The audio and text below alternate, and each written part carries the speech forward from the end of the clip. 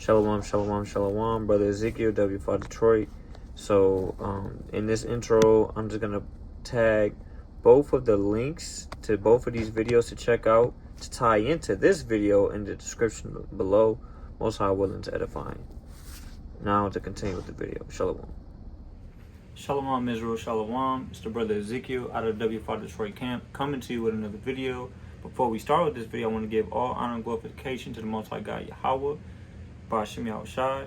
Yahweh being the name of who the world ignorantly calls God, and Yahushai being the name of who the world ignorantly calls Jesus Christ. And shalom to the 12 tribes which are scattered abroad. Greetings, right? And with this video, I was trying to think of something unique, something basic, and of course, something for the sheep that are just coming into this thing. And that's why I'm gonna title it. Are you just coming into the truth? Have you just found out you're a Hebrew Israelite? What should you do next, right? Because there's many questions. Some people come into the truth different ways. I know for me and myself and many others, some brothers was able to get edified, outside in whatever respective cities that they're in. Sometimes people were edified through a friend, through a family member, maybe through the grapevine, or what was you talking about? Some probably just found it out online. That's how I came into the truth. I found out online through other Israelite camps at the time, and then as I grew in this truth, the Most High showed me abundance of camps, and obviously Watchmen for Israel right now. So my point in saying all that is, what should you do next? So let's grab these precepts real quick. And all of this is through the Spirit. I ain't got nothing written down at the moment. So, but we're going to get to anyways, right? Because you just found out that you're, a Hebrew Israelite, right? Actually, matter of fact, let's touch on that again. How are the so-called blacks, Hispanics, Native Americans, Israelites according to the Bible, God's chosen people? That's a good question that, a lot of people ask. That's a good question that a lot of our people, sometimes are speculative of, because who wrote the Bible? What man wrote the Bible? All the scoffing and mocking questions.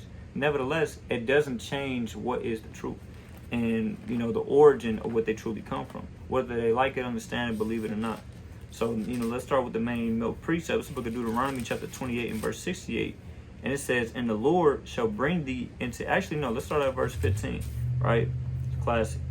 Deuteronomy 28 and 15. But it shall come to pass, if thou wilt not hearken unto the voice of the Lord thy God, to observe to do all his commandments and his statutes, which I command you this day, that all these curses shall come upon thee and overtake thee. So obviously, for you so-called blacks, Hispanics, and Native American Indians, when you read this from verse 15 all the way down to verse 68, you see the plethora of curses that our people have gone through, throughout the scriptures, history, as well as right now today, right? And we're going to really just touch on, verse 68 right now because, I kind of want to go through something else concerning this lesson, because the video is going to be called, What Should I Do Next, right? But obviously we understand, because of our disobedience, because of our sin, because of our, pride and not following the Most High's laws, statutes, and commandments, curses have come upon us and overtaken us. That's why we're the lowest in society among all nations, races of people. We have no land, we have no culture, we have no nationality, we have no history. We just call ourselves black, African American, spick, nigga, and all of these bywords and terms that are propagated against us, right? But let's jump to verse 68, because obviously this is how we find out that we're the Israelites according to the Bible. And it says, and the Lord shall bring thee into Egypt again. Now, obviously, Egypt is synonymous with bondage when you go to the book of Exodus chapter 20 and verse 2. And Sodom and Gomorrah, spiritually, when you read, and Egypt and Sodom and Gomorrah, when you read Revelation chapter 1 and verse 8, and their dead bodies shall lie in the streets of the great city, right? So we know this is us, today, when it says that the Lord shall bring thee into Egypt again, because the Israelites, and throughout the narrative and the totality of the Bible, they never went back into Egypt as a whole nation. With ships. Now it said with ships. You never read that account within the scriptures anywhere. So obviously we know this is prophetic. And that was our people through the transatlantic slave trade and many others, right? Reading on, it says, by the way whereof I spake unto thee, thou shalt see it no more again. And there you should be sold unto your enemies. And who we sold to? These other nations, races of people. Specifically the so-called white man, Esau, according to the Bible. For bondmen and bondwomen, and no man shall buy you. Meaning no man has redeemed or saved us out of the the capacity that we've been subjected to, right? In the lowest, right? But now understanding that and believing that, what should you do next, right? Let's get this. It's in the book of Romans, chapter 15. We're going to start at verse 4. It's the book of Romans, chapter 15. Just lock it. In verse 4, and it reads, it says, for whatsoever things were written aforetime were written for our learning, that we through patience and comfort of the scriptures might have hope. So now that you understand that you're an Israelite, if you truly are sincere, if you truly actually believe, not just trying to be someone that, you consume the knowledge, or you just woke now, or I finally know the truth. Actually knowing the truth and applying the truth is two different things. The scripture says, be ye doers of the word, not hearers only, justifying your own selves. So understanding this, we have to do what? We have to go into these scriptures. For whatsoever thing were written aforetime were written for our learning, that we through patience and comfort of the scriptures might have hope. Because now that you truly understand your nationality, because before you have to figure out what the Most High requires of you and what you need to do, you have to figure out who you are. That's why brothers go to the curses. That's why brothers go to not only Deuteronomy 28, we go to Isaiah chapter 42 and verse 22, Daniel the 9th chapter, 3 holy children, verse 1 and 14 on down. Really, like, you can go a few verses even above that, start at verse 6, right? And many other. But at the end of the day, nevertheless, we have to figure out who we are first before we can figure out what we're supposed to do and where we're supposed to go, right? So now you have to go into the scriptures and learn, right? Let's grab this, the book of Psalms, chapter 111 and verse 10. Because now that I believe that, I want to understand the Bible. I want to understand who I am, my history, our forefathers, our foremothers, what they were into, what they liked, their strengths, their weaknesses, so on and so forth, right? So it's the book of Psalms, chapter 111 and verse 10. It says, the fear of the Lord is the beginning of wisdom, and a good understanding have all they that do his commandments. His praise endure forever. So it says that the fear of the Lord is the beginning of wisdom. The reason why a lot of people do not have understanding of the Bible, essentially, is because they don't fear God. They don't fear Yahweh, nor his son Yahweh Shai, nor his word, right? But when you actually do, that's the beginning of wisdom. And then a good understanding have all they that do, meaning you have to apply this to your life. This word is not something you could read, put off from day to day, and then, I get into tomorrow. The scripture says, tarry not. David tells you in Psalms 119 and verse 59 and 60 that I made haste to turn to thy laws, statutes, commandments, greatly paraphrasing, right? So you have to apply these things to yourself. As a matter of fact, let's grab another one on that. It's the book of Psalms, chapter 119 and verse 104. Through thy precepts I get understanding, therefore I hate every false way. So you have to get the understanding through the precepts. As a matter of fact, let's grab that, because that's what the scriptures is, precepts. In the world, they don't really call it that, right? I didn't find that out until I came into the truth. So it's the book of Psalms, Isaiah chapter 28 and verse 9. Whom shall he teach knowledge, and whom shall he make to understand doctrine? Meaning, how are you going to understand this Bible? How are you going to understand the prophecies, the breakdowns, the milk, the bread, the meat, and the wine, right? Of the scriptures in the totality, to actually, apply this to your life, to learn it, and then teach others, right? It says to teach, understand doctrine, them that are weaned from the milk and drawn from the breast. Meaning you got to start with the basics, right? You have to start with the basics. Like, for example, if you're a basketball player, or if you're a football player, it's something called the fundamentals. But it's particularly in basketball. You can't just, if you never played basketball before in your life, just start doing crossovers, just start doing all type of layups, shooting far range, and you don't have really a shooting form, you're just throwing it up. You got to start with the basics, dribbling right hand, left hand. Same thing with any other concept that applies within this life. And then, more importantly, how much more with the scriptures, right? Because you got to start with the basics.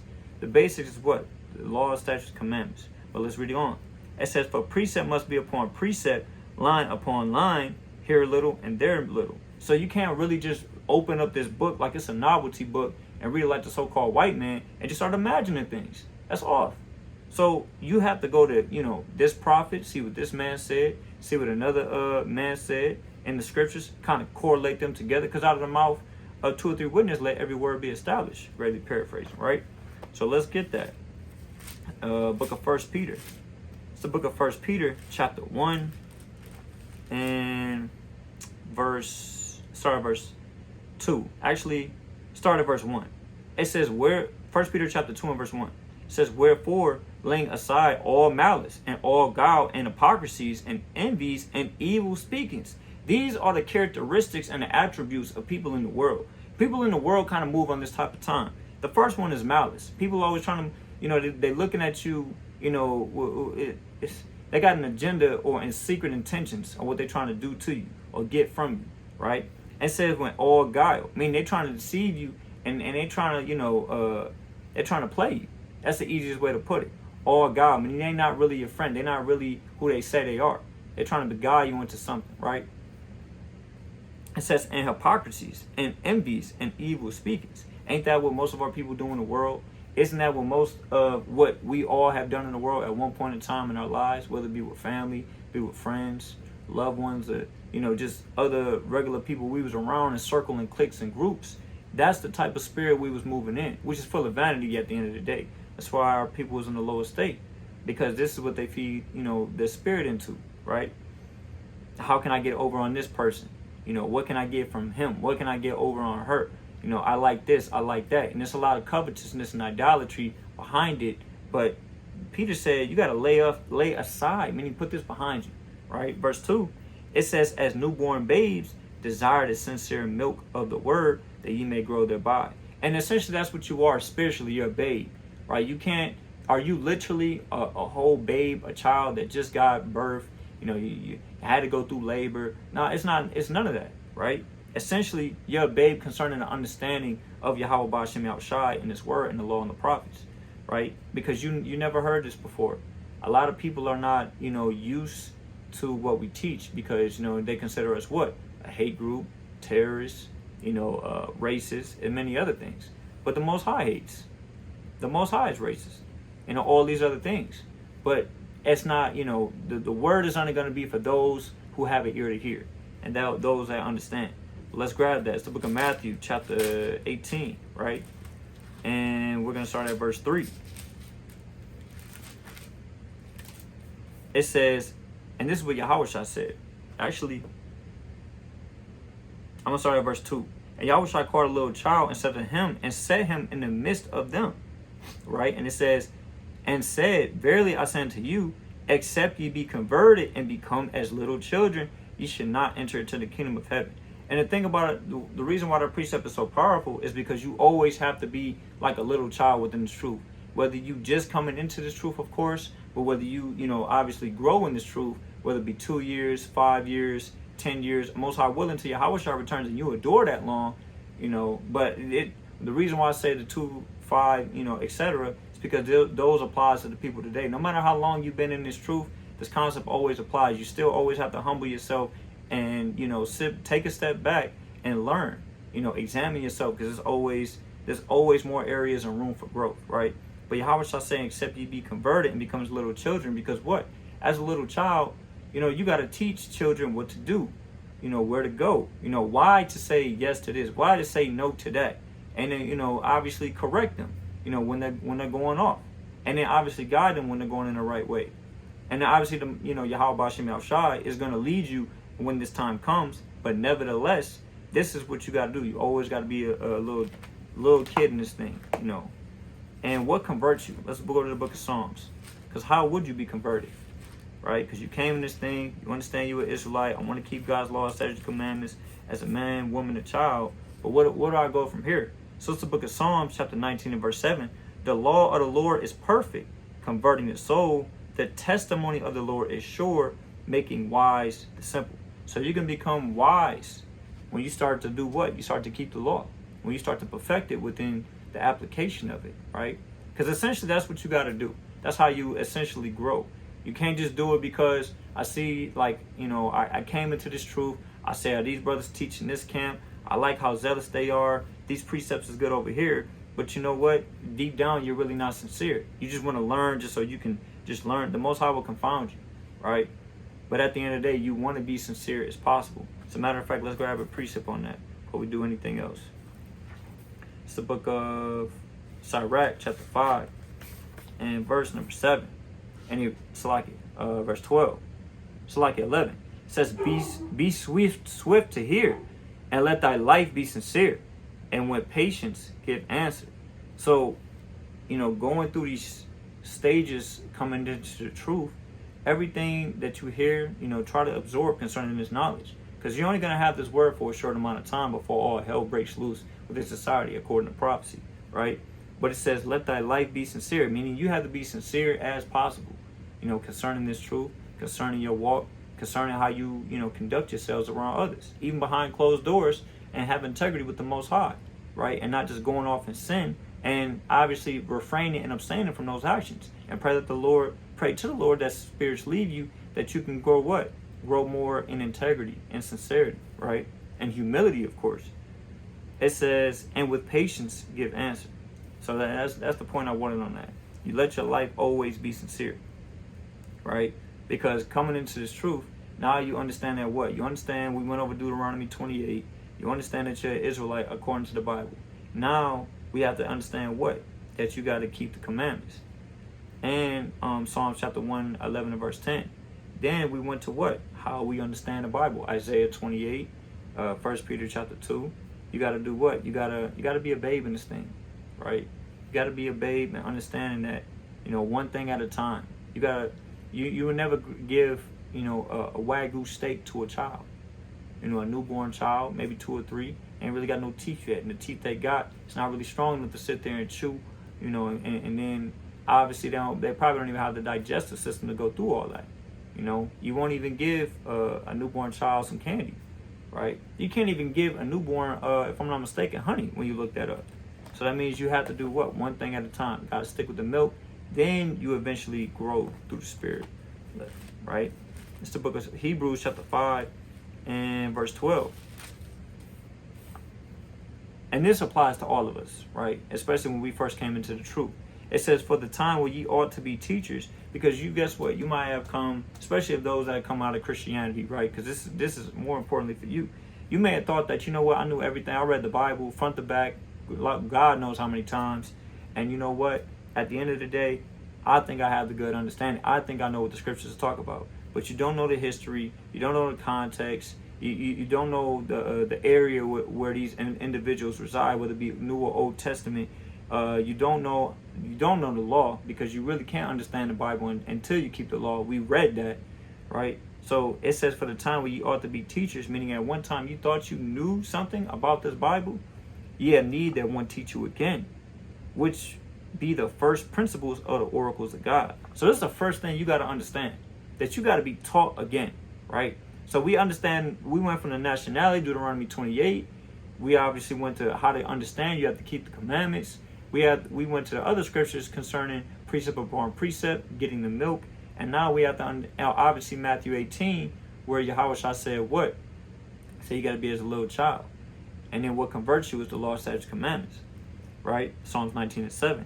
Now, in Hebrews, we understand that we have need that one teach us again, which are the first oracles of God, and are become as such have need of milk and not of strong meat. So always the basics. The milk will go a long way. Brothers even say all the time that even the milk will get you to the kingdom.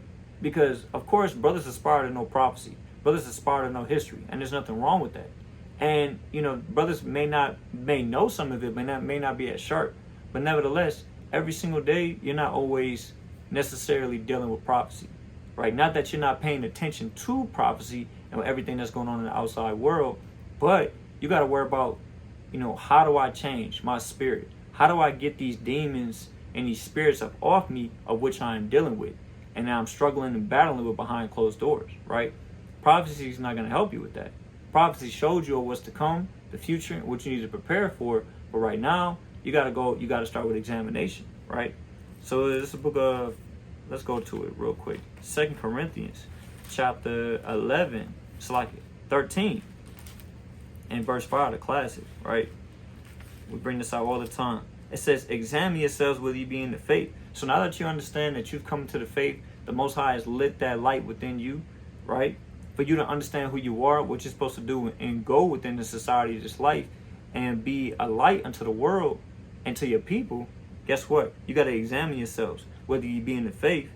Prove your own selves. Know ye not your own selves that Yahushua HaMashiach is in you, except ye be reprobates. A reprobate is somebody that's void of knowledge, wisdom, and understanding, and you just rejected of God.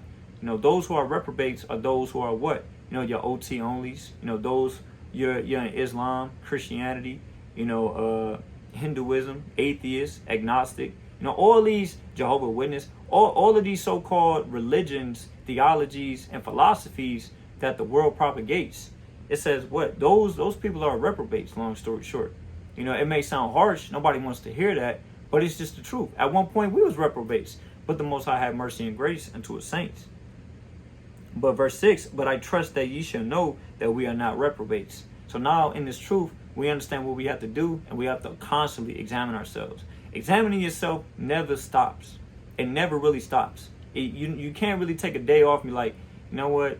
I think today's the day. I've examined all I can. I'm at a good spot right now. No, it never stops. And that you always got to look at yourself, you know, and with fasting, with prayer, you know, of course, other people around you, whether you're a man, whether you're a woman, because besides yourself, you may have brothers that can see things that you don't see, as well as sisters the same, right? So you got to examine yourself. And with that examination, what are you examining? Let's go to it.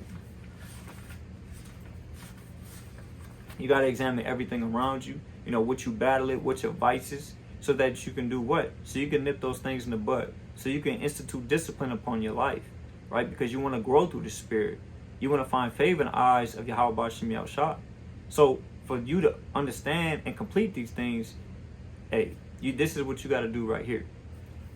Right? First examination, but then also this. This is the book of Sirach, chapter 2 and verse 1. My son, if thou come to serve the Lord, prepare thy soul for temptation. Right? And the temptation never stops. Right? The temptation never stops. It's constant. Right? As a matter of fact, we're going to go back to this. Let's grab this precept in Job that I want concerning this temptation. I think it's Job, the 10th chapter. Nope. Yep, this is the book of Job, chapter 7 and verse 17. It says, what is man that thou shouldest magnify him, and that thou shouldest set thy heart upon him, and that thou shouldest visit him every morning and try him every moment, Salaki, and try him every moment. Job 7, 17 and 18. Because essentially that's what that is. The Most High is always trying, you know, his creation, right? But most importantly, the nation of Israel, right? Because there's, when it comes to the wicked, obviously there's not that video for it, but there's no peace unto them. So he's trying them on another level than he is us, because there's no redemption for them, right? They're going to be destroyed in the end, right? And put into subjective, be in subjection, Salakia, and put in captivity, right? But anyways, I brought that precept out to say what? We're always constantly getting tried. And if you're trying to live a righteous life, you're always going to be tried, period, right? Because on the left-hand side, yeah, you do have Satan. But on the right-hand side, you have the Most High trying you. Now, people will be like, well, is God really trying me? Hey, let's get a precept on that. It's the book of Psalms, chapter 11, I believe. Salakia. Book of Psalms, chapter 11 and verse 5. It says, the Lord trieth the righteous, but the wicked and him that loveth violence his soul hated. So obviously this precept not only shows that the Most High tries the righteous, right? Because he has to try you to see, are you really sincere? Do you really believe? Do you truly have faith in who you are on this earth and your purpose in this life? And him that loveth violence is so hated. So now we just read a precept that the Most High hates, right? So people say that God hate, they don't know what they're talking about, right? But back to Sirach 2. It says, my son, if thou come to serve the Lord, prepare thyself for temptation. Set thy heart aright and constantly endure, and make not haste in the time of trouble. Sirach 2 shall always be, you know, obviously is milk, but I always look at it as meat, because, you know, being in this truth for a certain amount of time that I have been and been blessed with, that the Most High has given me, I understand that the temptation, it never stops. No matter where it comes from, in all the different forms of fashions, whether it be women, whether it be money, whether it be through job, whether it be a car, whether it be family, whether it be friends, whether it be anything in this life that tempts you, depending on who you are and what your lot is, guess what? It can't really stray you away from the Most High and the love of Him. It says to set thy heart and mind, meaning always have your mind together. Always have your mind focused and fixated on turning back to the law, statutes, commandments. And then what? It says, cleave unto him and depart not away, that thou mayest be increased at thy last end. Because understanding that you're coming into this truth, guess what? You have to cleave into the Most High. You literally have to cleave into the Most High. You can't be around your worldly friends, can't be around your worldly family members. They're not going to get it and they're not going to understand. They're going to look at you differently. You're going to be hated. They're going to dislike you because of the spirit that's upon you and how you're moving in, right? And they can't see it because why? They're carnal. They're natural, right? Which they can't understand anything. That's 1 Corinthians chapter 2 and verse 14, right? Verse 4, it says, whatsoever is brought upon thee, take cheerfully, and be patient when thou art changed to a lower state. Meaning anything you go through within this life, you know, the loss of job, you know, financial troubles is through the roof. You can't stop catching hell. As a matter of fact, the hell you catch, you don't even have to know if the Most High is dealing with you no more. No, he's trying you. He's seeing what you're going to do. Are you going to have any type of integrity? Are you truly going to trust in him? Because the Most High can make anything happen at the spot, at the drop of a dime. It tells you in Sirach chapter 11 and verse 20 and 21, really 21 specifically, just going to quote it greatly paraphrasing, that on the sudden he can make a poor man rich. So at the end of the day, no matter what trials, tribulations, and adversities that we go through within this life, as well as the temptations that we face, it says whatsoever, meaning anything that's brought upon you, take cheerfully. And that's hard to do, man. That's hard to do because even when you was in the world, you would be like, oh, that's life. You know, I'm always expecting the bad. You know, I just, man, what am I going to do? How am I going to take care of things? How am I going to, you know, handle my responsibilities, you know, so on and so forth. But, you know, with the Most High, you're supposed to take cheerfully because the Most High is actually trying you, right? Because he loves you. You know, you read that in the book of Hebrews chapter 12, 5 on down, right? As a son, as a daughter, to chastising you, right? It says what? For gold is tried in the fire and acceptable men in the furnace of adversity. So the Most High is trying to refine you, really, as a man, woman, and child within his truth. He's trying to take all the impurities, everything out of you that you've placed and been put upon you while being in the world, and just refine you to turn you into what? That fine gold, right? Because that's essentially what he's trying to do with all of us, right? But essentially, we always have to prepare ourselves trying to serve the Lord through all the many temptations that's going to come our way, right? Because it's not going to stop. They're never going to stop until the end. So, and at the end of the day, it's only going to get worse. The temptation is going to get worse as persecution arise, as famine of the world arise, as real famine arise, when there's no food and no water, right? Because of everything that's going to transpire on the earth, according to prophecy, and according to Jacob's trouble, and the field still opening up. So at the end of the day, we understanding these things, we got to always prepare ourselves. So you got to fight the good fight as a good soldier, right? But let me see where I'm going to go after this. Right? And we're going to add on to this, right? You know, because it says prepare yourselves to temptation. So this is also going into examination. Because for me to prepare myself, I need to know who I am. What do I like? What really gets to me? And if it's a sin against the Most High God, guess what? I got to correct it. I got to work on that immediately. And I got to snap that I got to nip it in the bud, Salakia. Listen to book of Sirach 37 and 27. It says, my son, prove thy soul in thy life, and see that which is evil for it, it get not that unto it. Imagine in the world how many people just wake up, they grab that bottle, they grab that blunt, you know, they just roll over and, you know, they watch whatever loose sites, they lay down with whomever and, you know, once again, it's folly and sin in the Most High God. Because at the end of the day, you know, those actions are all sin. But not only that, you know, they have no understanding concerning what the Most High wants. You know, how could you say you love God and you do those things and commit those acts? There's people that wake up and can't wait to steal another man's wife, another man's woman. Same thing with a woman, with the men, right? So on and so forth. The sin never stops, but the Most High wants us to do what? Prove ourselves. We got to examine ourselves. Prove what gets to us. And you know what? Don't give it to yourself. As a matter of fact, move out of there, bro. You know, move out the way, right? Because it's not for you, right? You don't want to sin against the Most High God because he hasn't given no man license to sin, right? That's Sirach chapter 15 and verse 20. Verse 28, Sirach 37, 28. For all things are not profitable for all men, neither have every soul pleasure in everything. So, you know, a second ago I brought up the, you know, the drinking. right? It's not a sin to drink. You know, it's okay to drink, of course, in moderation, right? Even you drink during the Passover, that's a commandment. But nevertheless, just say for me, you know, drinking don't really get to me like that. Regardless of what tolerance I have with somebody else, it may not get to you like that. But for another brother, that might be his vice. You know, in the world, he was an alcoholic. In the world, you know, that's what kind of got him or her going, right? When they drunk this bottle, you know, and got into this and drunk this percentage, and, you know, it just messed them up. Now they start doing these actions. The scripture says what? You know, all things are not profitable to all men, neither have any soul pleasure in everything. So you got to understand, like, you know, whatever is good for you in righteousness, that the Most High, you know what? You got to tread lightly as well, because you're still in the flesh. You're prone to, you know, temptations and lusts and urges that can move you out of the spirit, right? And you don't want to do that. That's why you got to prove your soul in your own life. You want to test your spirit, right? And walk in the spirit, as a matter of fact. Let's get that. It's the book of Galatians chapter 5 and verse 16.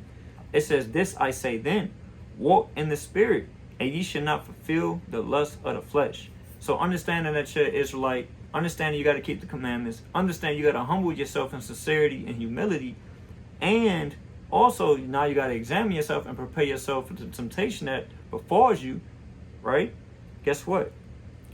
You got to walk in the spirit. You should not fulfill the lust of the flesh, because essentially walking in the spirit is what? Walking in the Most High's word, applying this word to your life to the best of your God-given ability. Is it going to be easy? Absolutely not. But it's a fight that you have to have every single day, and we're going to get that. But we're going to finish Galatians, right? This is verse 17. "For the spirit lusteth, for the flesh lusteth against the spirit, and the spirit against the flesh, and these are contrary one to the other, so you cannot do the things that you would." So your spirit and your flesh, you want to serve God, you want to keep the commandments, you want to study, you want to read, you want to pray and fast, but then the flesh is like, I want to watch TV. I want to flick my toes. I want to binge watch this show. I'm trying to play the game. You know, I got to hop on, you know. Not that these things are sinful, but these are, if you give your time more to the flesh, which essentially that's what that is, than the spirit, then you're moving backwards and not forwards, right? The scripture says you're going to press towards the mark. You don't want to be giving your time, or I want to work out all the time. I want to hoop all the time. A lot of that stuff, even though it's not sin, you can't put it above the Most High, right? It says, "For these are contrary one to the other, that you cannot do the things that you would. But if you be led of the Spirit, you're not under the law," right? Because you want to be led of the Spirit, right? Because it's going to be a lot of fight. And on understanding this, you're going to fall many times. You're going to mess up many times, you know, in this truth. But also understanding that you're going to fall and you mess up, don't stay there upon that thought process. Also understand that you can get up, that you can fight, and you can recover, right? As a matter of fact, even though you're walking in the spirit, there may be times when you fall to the flesh, right? And if you do so willingly, examine that, check that, right? Because, you know, you don't want that spirit to grow worse, right? Like I tell you in the book of Matthew chapter 12 and verse 42. When the spirits go into a man, right? Let's get this, it's about to go to, Proverbs, Salaki. Book of Proverbs, because, you know, in this truth, you're going to fall many times, right? The scripture tell you in 1 John chapter 1 and verse 8 that, you know, greatly paraphrasing, if a man say that he have committed no sin, he is a liar and the truth is not in him. So if you was to, even vocalize or verbalize that type of utterance, you know, that first of all, that's folly, and you might want to examine yourself, right? But it's the book of Proverbs chapter 24 and verse 16. It says, "For a just man falleth 7 times and riseth again, but the wicked shall fall into mischief." So you want to be that just man, that just woman that gets up constantly, even if you fall. Whether, you know, God forbid, of course, willfully, but mainly just in the truth, because you're going to fall many times. You're going to make many mistakes. You're gonna possibly offend a lot. Let's just put it like that. But you don't want to do it on a basis out of wickedness, right? You want to look at it and, you know what? I got to work on myself. I got to work on that. You know, I see that, you know, I haven't been a brother in this way or a sister in this way. I got to work on that. You know, the way that I talk, the way that I move, you know, it's still, you know, spirits of the world still on me. I got to fast those demons off me. You know what? I'm struggling with weed. You know, it's been a real demon on me. I can't stop. Every now and again, I pick it up. You got to work on that, bro. Or if you're the type of person that you want to go out and just sleep with some random person, You know, like they Pelly in the world, boyfriend and girlfriend, which a lot of people don't know what the hell they got going on. It's just according to their feelings at the time, momentarily, right? But nevertheless, if you have that, you got to work on that, right? You can't do that. And then you being around the body and the brothers and sisters of Yahweh Shem Yahushua, right? Because essentially what we're trying to do is build a nation. And to do that, we have to turn away from sin. We have to put sin behind us, right? As best as we humanly can possible, because essentially there's nothing but temptations and lewdness and wickedness and madness and folly all over this world. And if you give yourself into that, how have you really changed? How have you really, what's the difference between you and somebody else in the world besides you understanding the will of the Lord? But now it's going to be a greater judgment upon you, right? So now understanding you're just going to fall 7 times, guess what? You want to offend less. Like I tell you in the book of Sirach, the 17th chapter and the 25th verse, right? It says, for a just man falleth 7 times and rise up again, but the wicked shall fall up in mischief. So essentially, what does that mean? I mean, you want to endure. If Most High willing, you know, you're of the elect, you want to endure as great as much as possible, right? Because it tell you that the just is going to rise again. They're going to fall. They're going to mess up, you know. But they rose. They got up. They got up from their faults. They got up from the mishaps, right? But the wicked, it say they're falling to mischief. I mean, they're going to go back to what they was always doing, right? They're not going to go back to repenting. They're not going to go back to anything of substance concerning knowledge, wisdom, understanding, and correction. Because a lot of our people, and just people in general, they say that, you know, don't judge me. Who are you to say that to me? But that's ridiculous, right? Because, you know, once again, if you go when you go to school and you get, you know, graded on a particular curriculum that you're a part of, they gave you a judgment with that grade based off the performance that you did. Same thing when you go to a course system. You know, you got a ticket based off of what? A judgment that you did, you know, or you didn't do right according to society. And that was a judgment, right? You know, there's so many ways you can bring up the example of how people, you know, judge within this society and the structure and its frame. But then why do they say that? Because essentially those words, when it comes from the Bible, it cuts them. You know, a lot of people don't want to really turn from their lust. It doesn't really feel good, right? So let's grab this. Let's grab this. Understanding that we're going to fall many times. You know, you're going to be tempted many times, but you want to fight. And you got to fight the good fight, as a matter of fact. Like I tell you in First Timothy chapter 6 and verse 12. So it's the book of 2nd Ezra chapter 7 and verse 56. It says, for while we live and committed iniquity, we consider not that we should begin to suffer for it after death. Meaning a lot of our people, especially when you read Zechariah chapter 13 and verse 8, the 2/3 of our people, hey, you know, they don't consider the works that they do. They don't consider that everything that they've done is going to be brought into judgment. And if they do, then that means that they don't care, and that makes them more wicked or more of a demon. And they don't even consider that everything that they have they're gonna suffer for it after death. Right? It says, verse 57, then answered he me and said, this is the condition of the battle. So the Most High is telling, you know, Ezra, that this is the condition of the battle, that man which is born upon the earth shall fight. Because a lot of times, you know, like I tell you in Ecclesiastes 8 and 11, because judgment isn't executed speedily, therefore the hearts of the sons of men is fully set to do evil. So just because judgment doesn't happen like that, you know, you don't get into a car accident, you don't lose your job, you know, you're still able to pay your bills, you might even get a better job, right? You might have a woman you want and a man you want, you know, talking about obviously the people in the world, but at the end of the day, they're going to suffer for these things because obviously they were disobeying the Most High and His will, right? That's the easiest way to put it in layman's terms, right? Especially because this video is for those that are just coming into this truth. It says, verse 58, that if he be overcome, he shall suffer as thou hast said, but if he get the victory, then he shall receive the thing that I say. Because there's going to be a lot of suffering within this life. And, you know, as a servant, as a matter of fact, Yahweh spoke on that as well. Let's grab that in the book of Luke, right? Because you're gonna go through a lot. You know, I tell you that a heavy yoke is upon the sons of Adam from the day they be born to the day they return to the mother of all things, right? But how much more of us in this truth when we're trying to serve the Heavenly Father as well as His Son Yahweh in respect and reverence. So it's the book of Luke chapter 14 and verse number 26. For if any man come to me and hate not his father and mother and wife and children and brethren and sisters, yea, even his own life also, he cannot be my disciple. Does that literally mean hate all of these people? Obviously, that's not what that's talking about. Because then the Bible will contradict itself when it said that there's a commandment that says honor thy father and mother. But we know that that is not the case, right? But Yahushua is talking about what? Hate the way that they live, the lifestyle that they live, the actions of what they commit, because it's contrary to the Most High and his will, law, statutes, commandments, right?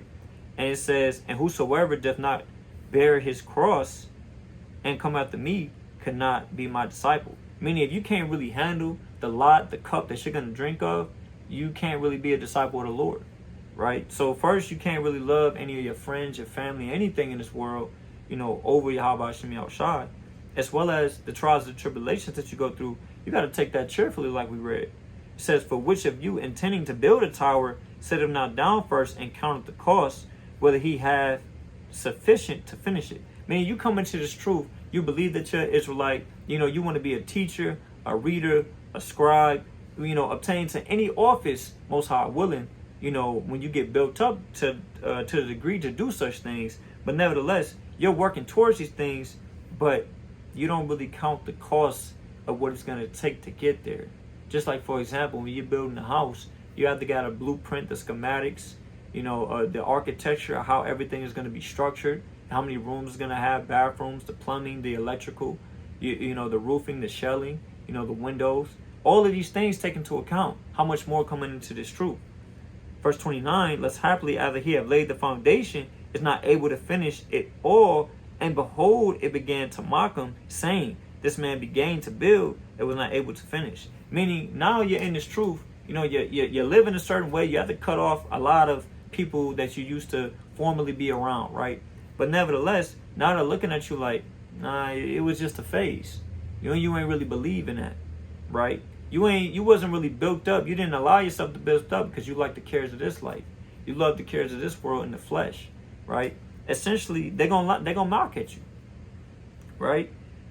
I'm gonna jump down to verse 33. So likewise, whosoever he be of you that forsake him not, or that he have, cannot be my disciple. Meaning, you really gotta, like one of the movies that came out not too long ago. It was called what? Leave the World Behind.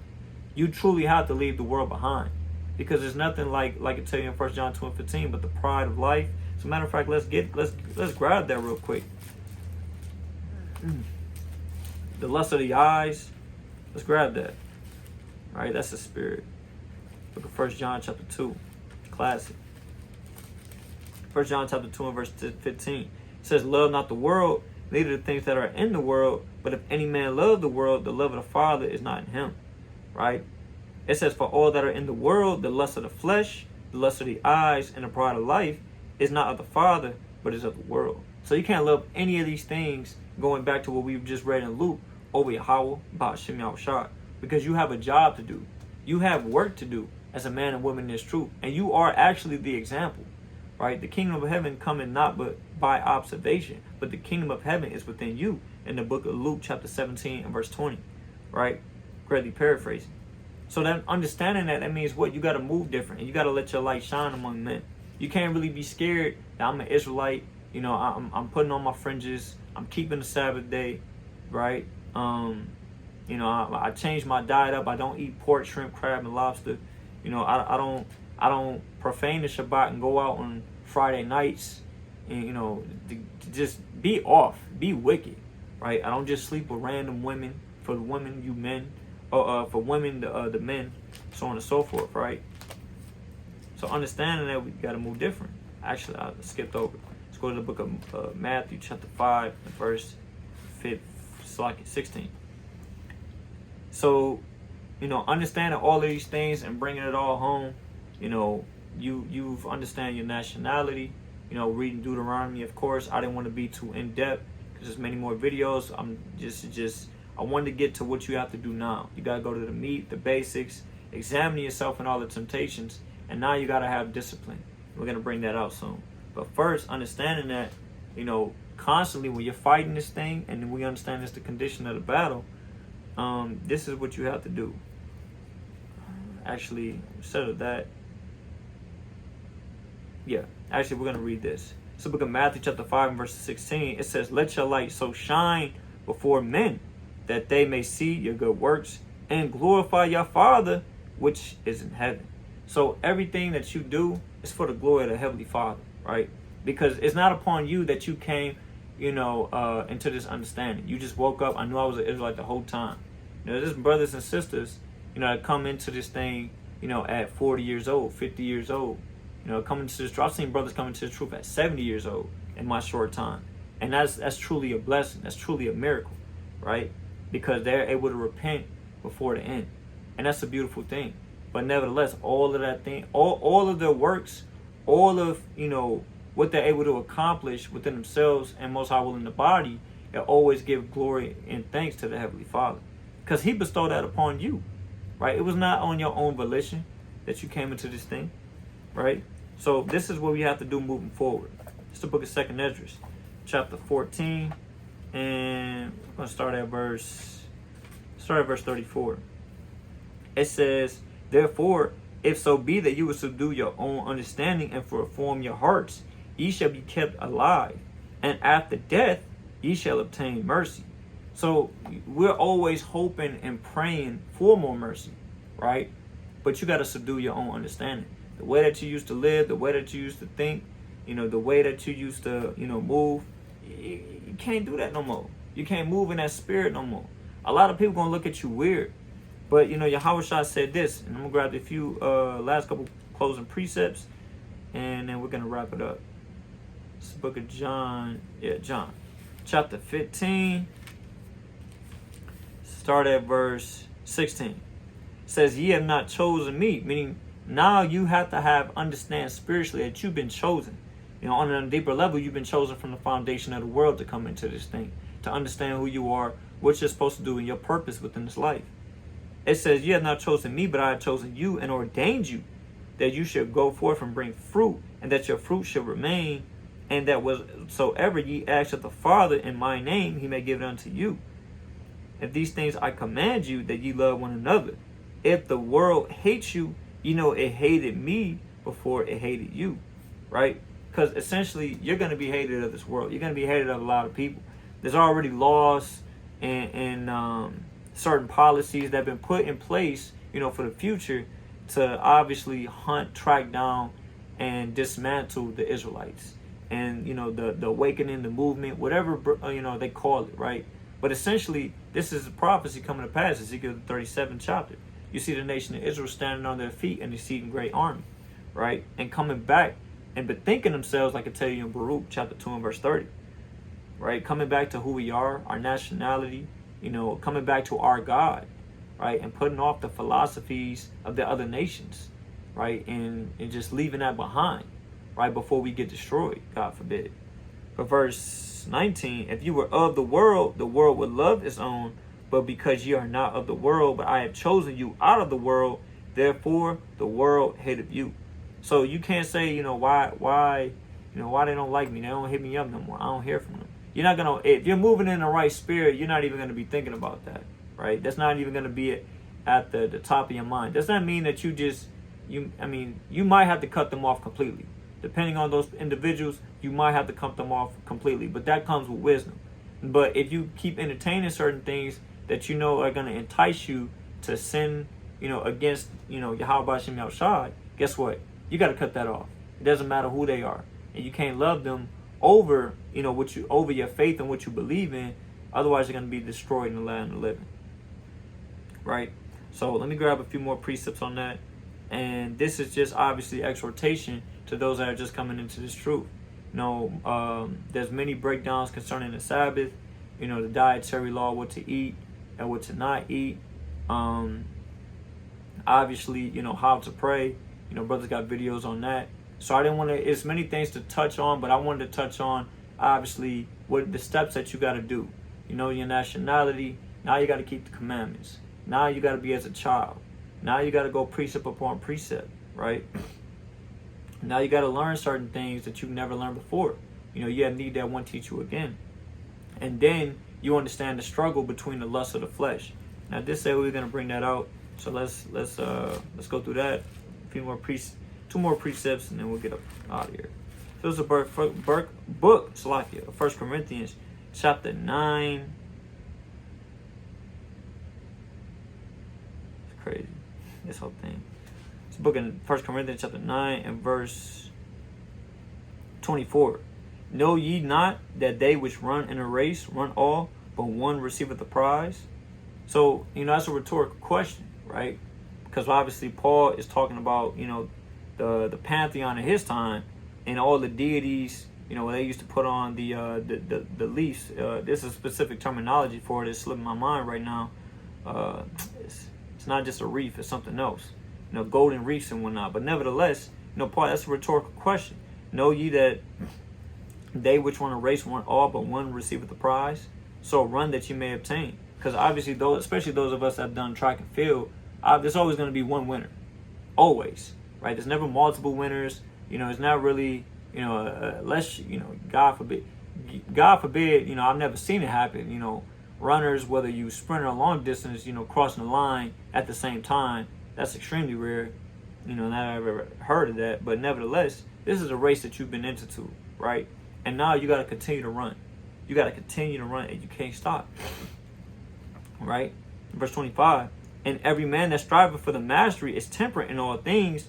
Now they do it to obtain a corruptible crown, but we an incorruptible. Meaning, when you even watch the Olympics, they're trying to go for gold, silver, bronze. When it comes to track and field, obviously other sports as well, basketball, so on and so forth. But nevertheless, we trying to receive something more incorruptible, salaki, which is what? That crown placed upon our head. Thou good and faithful servant, right? That's what we're running towards. And that's what you've entered to. That's why this is a video for those that just first come into the truth. You understand this is a race. It's a marathon, right? It's not a sprint. It's going to take time to refine you into the person that the Most High wants you to be. Put you to certain spiritual gifts within you to, move you into the position that he will want you to be in, right? Verse 26, I therefore so run, not as uncertainly, so fight I, not as one that beateth the air. Meaning it's always a race, right? Verse 27, but I keep my body and bring it Salakia, into subjection, lest at any means, when I have preached unto others, I myself should be a castaway. Meaning you don't want to be a hypocrite within this thing at all, right? Yeah, and you always want to examine that spirit of hypocrisy, right? That's why it's so important being sincere. Lest you be cast down in front of the whole congregation, because you didn't really come into the fear of the Lord in sincerity and truth. That's Iraq chapter 1 and verse 29 and 30, right? But you got to also do what? Keep your body under subjection. So as you're running this race, there's certain things that's going to try to trip you, make sure you stumble. You obviously are going to fall. We went over that. But nevertheless, the Lord is going to pick you up. The steps of a good man are ordered by the Lord. Though he fall, he should not be utterly cast down, for the Lord upholdeth him with his hand. It's the book of Psalms chapter 37, verse 23 on down. Right? So you don't want to be a hypocrite. You obviously understand that this is a race. And guess what? You got to keep your body under subjection. And you got to put on the right mindset as well. Right? It's the book of, I know I said a few, we are going to get a few more. But the precept came to my mind. It's 1 Corinthians chapter 10 and verse 13. So understanding that this, certain temptations are going to befall you, keeping your body under subjection, it's never going to be too much to where the Most High knows that you cannot handle that. He will never give you something so overbearing that's ridiculous that you will not be able to perform. How do we know that? Let's read it. It's 1 Corinthians 10 and 13. There is no temptation taken you, but such as common to man. But God is faithful. So all the temptations that people go, that the same thing that you deal with, somebody else is dealing with. Whether it be a brother, a sister, so on and so forth. And guess what? They might be even going worse than you, but they can deal with it, right? And it's the same thing. The same spirits that tempt. There's nothing new under the sun. It says, but God is faithful, who will not suffer you to be tempted above that ye are able, but will with the temptation also making the way and to escape, that ye may be able to bear it. So that's why you have prayer. That's why you have fasting. That's why you have the brotherhood. That's why you have the sisterhood. To do what? To build yourself up and to understand that, I want to serve Yahweh Hashem Yahushai, and you know what? I gotta move my life around. I want to see, can I be a teacher in this thing? Where's my office? do I have in office? You know, pray for those things. Pray for understanding of your spiritual gift, what you're good at. You know, you may be sharp in history. You may have a good memory and understanding the precepts. The Most High may bestow upon you a certain level of wisdom, knowledge, and understanding, so you go quick in this truth. You may have a lot of zeal, but now you gotta have righteous, you know, moderate zeal as well. You don't want to be too overzealous in something where it can overthrow you, right? So let's grab this. The book of. Let's grab this. The book of Salakia. We'll grab this. 1 Corinthians. Not 1 Corinthians. Get this. Because I did say that. I'm going to just get my closing precepts. We've been there for a minute. So this is 1 Corinthians. Revelation chapter 22 and verse number 12. It says, and behold, I come quickly. Obviously, we know this is talking about Yahushua. I come quickly, and my reward is with me to give every man according as his work shall be. Because obviously we know we're going to be judged by the works and everything that we've done. That's Ecclesiastes chapter 12 and verse 14. Salaki. But it says what? Yahushua is coming quickly. You know, in other scriptures tell you you're going to be a thief in the night. And it says to give every man according as his work shall be. A reward, you know, sometimes you can get awarded jail time. People get awarded prison time. Right? People get rewarded hefty fines, you know, for those who are criminals. Right? So what do I mean by saying that? Meaning those who are sinners, those who are wicked, you know, demonic, and have lived the life thereof, guess what? Their reward is going to be what? Death, destruction. But also to the righteous, you have what? Everlasting life. The crown upon your head. You know, the law in your inward parts. You know, the book of Hebrews chapter 8 and verse 8, Jeremiah 31:31. Right? So on and so forth. Being, you know, put under the new covenant. And all, you know, the kingdom of heaven. You know, and the servants, the slaves, and everything that comes with that. Right? On another level. But also always understand that is the reward. So you got to choose. You know, this is life like we read in 2 Ezra chapter 7 as well as Deuteronomy 30 and 19. This is life that you got to choose. Life, you got to choose death, good or evil, light or darkness. So you know, Most High willing, this has been edifying. All praise to Yahweh B'Shem Yahushai. Kom Yashalom. Shalom.